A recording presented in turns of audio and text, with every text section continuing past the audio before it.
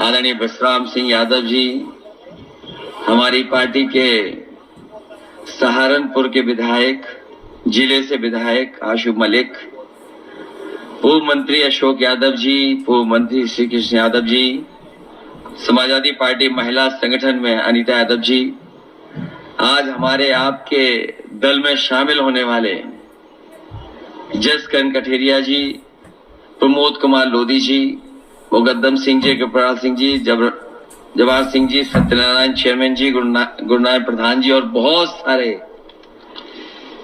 मैं देख रहा हूं हमारे सामने भी दाई तरफ बहुत जिम्मेदार सभी हमारे आदरणीय नेतागण, यहाँ पर उपस्थित सभी आदरणीय बुजुर्ग, माताएं, बहनें, नौजवान साथी, पत्रकार बंधुओं, मैं सबसे पहले इस कार्यक्रम के लिए आए हुए सभी लोगों का बहुत बहुत धन्यवाद और आभार प्रकट करना चाहता हूं। ये जसवंत नगर विधानसभा, यहाँ के लोगों का परिचय देना या उनसे अपील करना, ये अपने सब वो लोग हैं जो घर के, परिवार के और समाजवादी आंदोलन के पहले दिन से जुड़े हुए लोग हैं। और ये बात केवल हम लोग मंच से नहीं कहते हैं, जो विरोधी लोग हैं वो भी ये महसूस करते हैं कि हम और कहीं तिगड़म तो लगा सकते हैं, कुछ और बहाने कर करके वोट को इधर उधर कर सकते हैं, लेकिन जब जसवंत नगर का वोट खुलेगा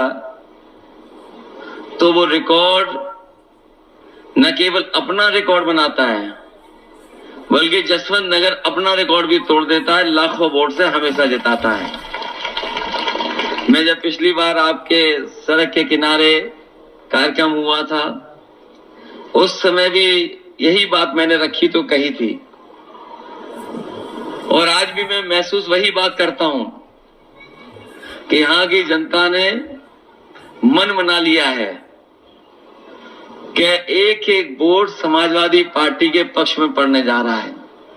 और ये जिम्मेदारी अब आपकी और बढ़ जाती है, क्योंकि पिछली बार तो चाचा यहां थे, लगातार संपर्क कर रहे थे। अभी आपने मुख्यमंत्री जी का सुन ही लिया आपने, जो मुख्यमंत्री जी हैं उनके बारे में क्या कहना। जब विधानसभा में हम लोग रहते हैं तो वो गिनती भी उल्टी पुल्टी पढ़ते हैं।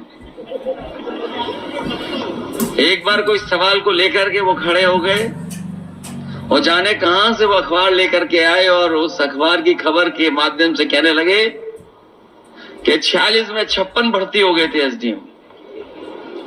और उस दिन से लेकर के आज तक हम लोग कई जगह पर कई माध्यम से पूछते रहेंगे, भाई वो कम से कम 46 से 56 वाली सूची तो दे दो। और अभी पता नहीं क्या भाषण दे के गए जो प्रसाद को चूरन समझते हैं। बताओ, ये हमारे मुख्यमंत्री, आपने देखा हुआ सदन में जब भी चाचा को देखते हैं तो वो घबरा जाते हैं। तो जब जसवंत नगर में आए तो स्वाभाविक था कि उन्हीं के क्षेत्र में आए, और ऐसा नहीं कि उन्हें नहीं पता था, बस वो वोट मांगने की औपचारिकता करके गए हैं।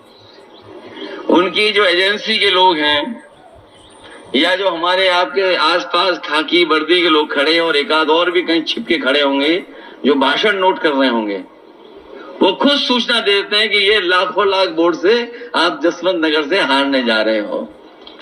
और आज तो जसवंत नगर है और तारीख 1 मई है, ये समझ लो बीजेपी गई, इसका पता नहीं लगेगा इसके बाद। और फिर जब चाचा ने इलाज करने की ठानी लिया है तो सोचो वोटों से कैसा इलाज होगा इनको। ये जनता तैयार है। हमारे गुजरात के छत्री भाई लोग तो तलवार से नहीं, इस बार मतदान से मतवार कर रहे हैं, उससे इलाज कर रहे हैं। और जसवंत नगर वाले भी इस बार अपना एक एक वोट डाल करके भारतीय जनता पार्टी के लोगों का इलाज करने के लिए तैयार हैं। ये वो लोग हैं जिन्होंने सब कुछ उल्टा पुल्टा कर दिया है और ऐसा उलझा दिया है देश को और तमाम चीजों को कि अगर ये नहीं हटेंगे तो हो सकता है ये संविधान को भी बदल दें। कई बार हम लोग इस बात को कहते हैं कि संविधान बदलेंगे, तो पत्रकार साथी और बीजेपी के लोग ये तर्क देते हैं कि संविधान कैसे बदल जाएगा। मैं उनसे जवाब में कहता हूं कि याद कीजिए कि भारतीय जनता पार्टी ने एक दिन फैसला ले लिया और फैसला लेकर के सब नोट बंद करा दिए। क्या किसी पत्रकार को पता था? क्या किसी जनता में किसी सदस्य को पता था? और इसी तरह अभी जो अग्निवीर व्यवस्था आई है, ये जो अग्निवीर व्यवस्था जो पक्की नौकरी होती थी, ये जो 4 साल की नौकरी कर दी है। हमारे यहाँ बहुत सारे लोग ऐसे होंगे गांव के जो फौज में जाकर के न केवल उन्होंने सीमा पर देश की रक्षा करने का काम किया, बल्कि अगर उनके परिवार की आर्थिक और सामाजिक स्थिति देखोगे, अगर वो फौज में भर्ती हो गए तो उनके घर परिवार की सामाजिक और आर्थिक स्थिति भी बेहतर हो गई और नई पीढ़ी को अच्छा पढ़ने का भी मौका मिल गया।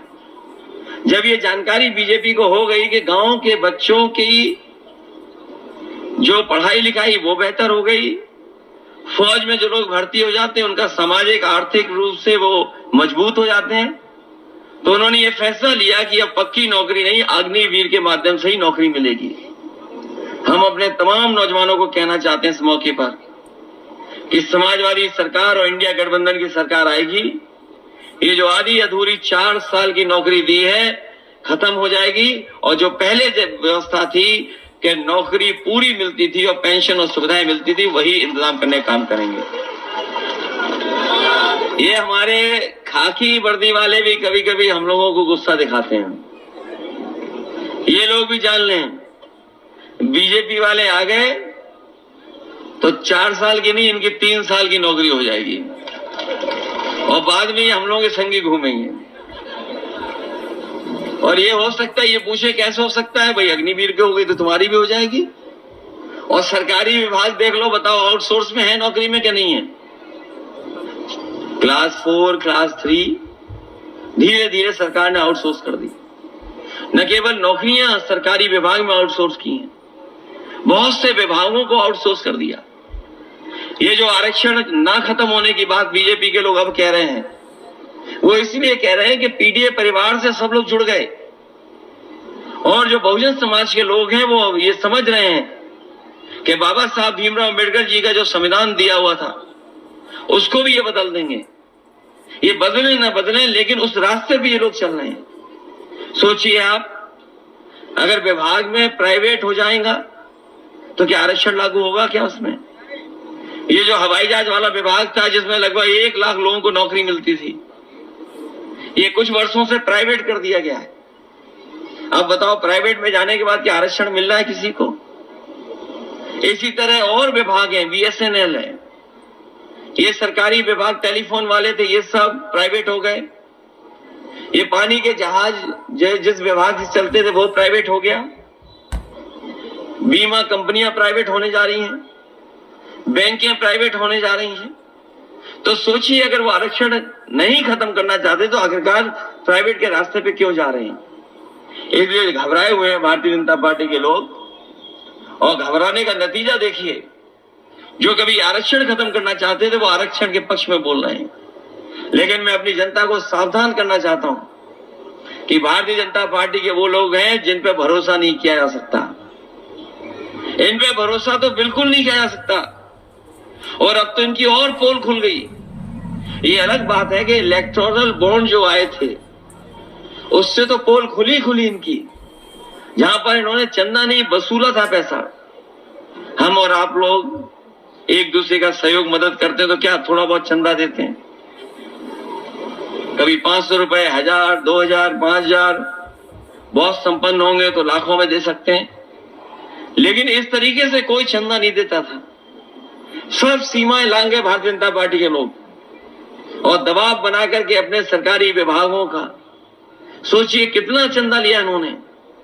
कई ऐसी कंपनियां हैं जिनके पास मुनाफा नहीं है, जिनके पास कोई कारोबार नहीं है, टर्नओवर नहीं है, लेकिन उसके बावजूद भी अपने टर्नओवर से ज्यादा चंदा दिया है। और कोई कल्पना नहीं कर सकता था कि 1,000 करोड़, 500 करोड़, 400 करोड़, 300 करोड़ तक चंदा दिया है। और ये बात मैं इसलिए कह रहा हूं, ये जो महंगाई दिखाई दे रही है वो महंगाई वसूली के कारण भी है। जो कंपनी, जो उद्योगपति अगर चंदा और वसूली के नाम पर पैसा दे देंगे सरकार को, तो बताओ मुनाफा कमाएंगे कि नहीं कमाएंगे? ये मुनाफे की वजह से महंगाई है। और आपने तो अपने बीच देखा है, जैसे हमने और आपने पुराने लोगों ने बाजार में पार्ले जी का बिस्किट पैकेट देखा होगा। पहले कितना बड़ा पैकेट आता था, पहले इतना बड़ा पैकेट था। जैसे जैसे महंगाई बढ़ी और कंपनी को मुनाफा कमाने के लिए फैसला लेना पड़ा तो पैकेट छोटा होता चला गया। अब बताओ पैकेट कितने का मिलता है? अब 5 बिस्किट का पैकेट हो गया। पहले इतना बड़ा था, अब इतना बड़ा हो गया। और ये सरकार में आ गए तो हो सकता है 1 बिस्किट का ही पैकेट बना देंगे लोग। और आपने तो खुद देखा है, बताओ बोरी से कितनी खाद चोरी हो गई। पहले 5 किलो और फिर अब कितनी और चली गई? 5 किलो और चली गई। ये सरकार में आ गए तो और 5 किलो चली जाएगी। बाद में आपको हो सकता है खाद पाउच में लानी पड़े। ये स्थिति पैदा कर दी इन्होंने। और जिसको लेकर के ये बहुत प्रचार करते थे, अब वो बात खुल गई। फिर ये लोग हमें और आपको सबको वैक्सीन लगवा रहे थे और जबरदस्ती वैक्सीन लगवा रहे थे। हमें लगता बहुत कम लोग होंगे जो हमारे जैसा फैसला लिए होंगे कि वैक्सीन नहीं लगवाएंगे। हमारे जैसे कम ही बचे होंगे। तुम्हें तो डॉक्टर ने मना की होगी। तो एक तो हमने नहीं लगवाई। अब तो बात खुल गई ना। और सोचिए कंपनी को क्या कहना पड़ गया। कंपनी ने खुद हाई कोर्ट में कहा कि हाँ, इस वैक्सीन के बाद लोगों का हार्ट अटैक या हार्ट संबंधी बीमारियां बढ़ी हैं। अब सोचिए जिनके घर में सर्टिफिकेट होंगे, जो वैक्सीन के सर्टिफिकेट आप लोगों ने रखे हुए हैं, उसको देख करके आप वोट किसको डालोगे? आप बता। जब सर्टिफिकेट दिखाई देगा तो कोई भी भारतीय जनता पार्टी को वोट नहीं दे सकता। अलग तरह की चिंता डाल दी मन में कि पता नहीं कल क्या हो जाएगा। तभी तो क्या कहते थे कि अफसर ढूंढना चाहिए, कोई नारा दिया था उस समय उन्होंने। तो सोचिए क्या अफसर ढूंढा उन्होंने कि वैक्सीन वालों से भी उन्होंने चंदा वसूल लिया। इसलिए बहुत से ऐसे सवाल हैं जिसका जवाब भारतीय जनता पार्टी के पास नहीं है। बदलने के बाद हमारे अब के अधिकार छिन जाएंगे। हमें आपको जो सम्मान मिलता है वो भी ये छीनना चाहते हैं। और सच्चाई तो ये है कि बाबा साहब भीमराव अम्बेडकर जी का दिया और संविधान ही हमारी संजीवनी है, जो हमें आगे बढ़ने का मौका देता है। यही संविधान हमें अधिकार देता है 1 वोट का। और ये अगर संविधान बदल दिया तो हो सकता है भारतीय जनता पार्टी के लोग हमें और आपको जो वोट देने का अधिकार है वो भी छीन लें। इसलिए जहां मतदान के लिए आप जाएंगे वहीं सावधान रहेंगे और सावधान रह करके अपने बूथ की रक्षा करने का काम करना। क्योंकि इस समय कम से कम 1 लाख से ज्यादा का जिताने का काम करना, क्योंकि यहाँ की विधानसभा जिता सकती है। और कोई वर्ग ऐसा नहीं है जो वोट ना देना चाहता हो आपको और हमको। अगर थोड़ा बहुत हम लोग उनसे बातचीत कर लें, बैठ जाएं और उनको समझा ले जाएं, तो मैं समझता हूं हर वर्ग के लोग आपके साथ इस बार मतदान देने के लिए तैयार हैं। वो खुद महसूस कर रहे हैं महंगाई, बेरोजगारी और तमाम चीजें, क्योंकि इतनी महंगाई कभी नहीं हुई जितनी सरकार में हो गई। जब आज हम और आप लोग 1 मई को है, ये हमारे मजदूर भाई जानते होंगे, आज का दिन पूरी दुनिया में याद करता है मजदूरों को, तमाम उन लोगों को याद करता है जिनका योगदान है काम कर करके समाज देश को आगे बढ़ाने के लिए। ये जो लेबर डे है, आज की तारीख के दिन योगदान, संघर्ष और उनके किए हुए कामों से जो तरक्की हो रही है उसको सब याद करते हैं। जो साथी कानून को समझते होंगे, इन्होंने कोरोना की आड़ में लेबर लॉ, जिसके लिए मजदूरों को अधिकारों को पाने के लिए मजदूरों को न जाने कितना संघर्ष करना पड़ा था। दुनिया में जहां जहां मजदूर संगठन थे, उन्होंने कई मौकों पर संघर्ष किया। न जाने कितनी बार उन्हें पुलिस से झगड़ा होने की वजह से जाने गई, जाने खोई। न जाने कितने पुलिस के लोग इस आंदोलन में शहीद हुए। उसके बाद जो लेबरों को अधिकार मिले थे, मजदूरों को अधिकार, इन भारतीय जनता पार्टी के लोगों ने कोरोना की आड़ में उन कानूनों को भी ऐसा कर दिया है कि अब लेबर के पक्ष में वो कानून नहीं है।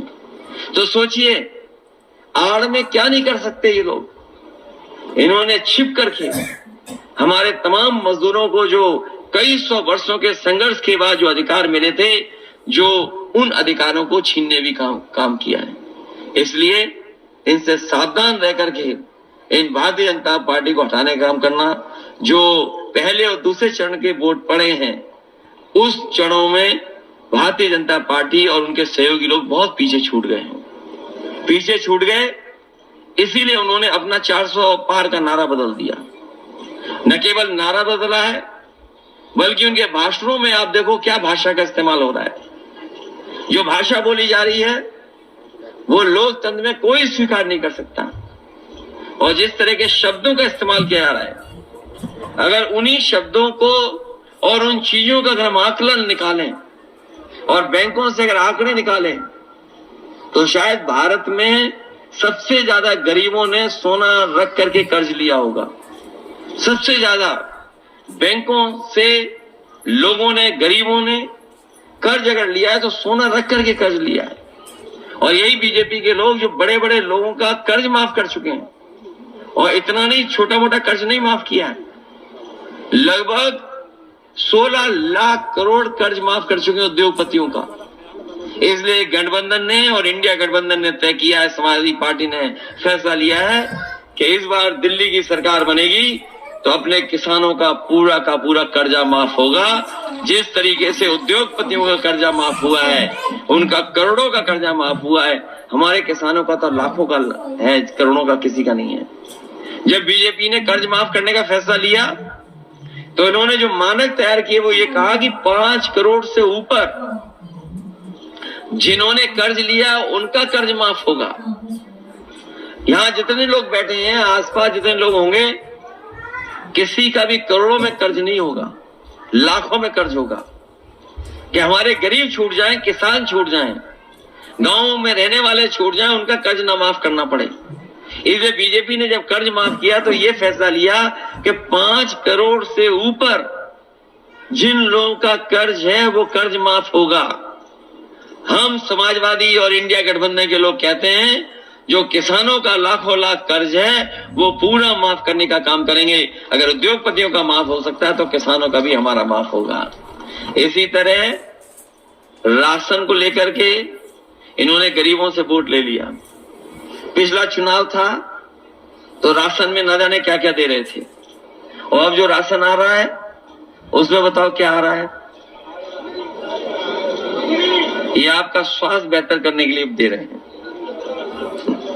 सोचो, पहले दे रहे थे रिफाइंड तेल, नमक और न जाने क्या क्या देना चाहते थे। वोट ले लिया, सरकार बन गई, अब बताओ राशन में क्या दे रहे हैं। वो इसलिए बाजा दे रहे हैं कि आपका स्वास्थ्य बेहतर हो।